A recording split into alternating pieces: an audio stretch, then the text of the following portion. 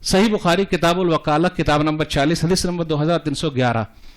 ابو ہریرہ رضی اللہ تعالیٰ عنہ کہتے ہیں کہ میں رمضان میں جو مال جمع ہوتا تھا اس کی حفاظت کر رہا تھا، تو ایک انسان میرے پاس آیا اور کہا میں محتاج آدمی ہوں، میرے پاس بال بچے بہت زیادہ ہیں، مجھے کچھ دے دیجئے، اور وہ اٹھا کے لے گیا. تو نبی صلی اللہ علیہ وسلم نے پوچھا ما فعل اسیرک البارحہ، وہ جو قیدی جو تھا وہ قیدی کہاں چلا گیا؟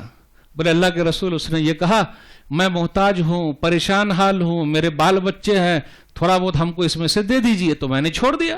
دوسرے دن پھر آیا، بہت محتاج آدمی ہوں، فقیر ہوں، محتاج ہوں، بال بچے بہت زیادہ ہے، چھوڑ دیجئے. نہیں چھوڑوں گا آج. کل تو اسی طرح بہانہ بنا کے نکل گیا تھا، آج نہیں چھوڑوں گا. لیکن جب اس نے اور بہانہ بنایا تو چھوڑ دیا. نبی صلی اللہ علیہ وسلم نے پوچھا ما فعل اسیرک، کہاں ہے وہ رات کا قیدی، کہاں چلا گیا؟ بولے اللہ کے رسول صلی اللہ علیہ وسلم پھر اس نے بہانہ بنایا اور میں نے چھوڑ دیا. پھر آئے گا وہ، تیسرے دن پھر آیا، بہت محتاج ہوں، فقیر ہوں، بال بچے زیادہ ہیں، سامان لے جانے دیجئے، آج نہیں چھوڑوں گا. تو جب یہ ضد پر اڑ گئے کہ نہیں چھوڑوں گا، تو اب اس نے کہا کہ بھائی اب تو دال گلے گی نہیں.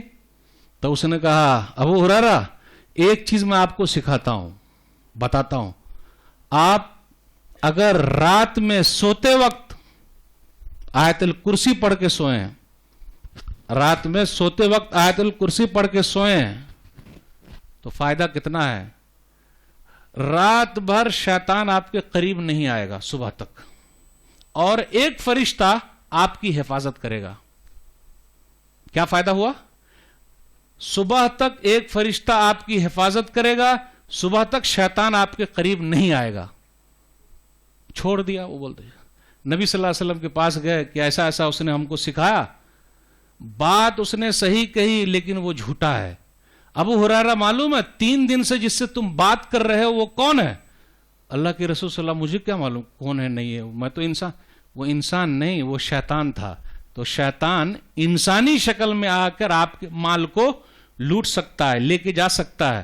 اور شیطان اور جنات کو اللہ نے یہ پاور دے رکھا ہے کہ وہ اپنی شکل بدل سکتے ہیں.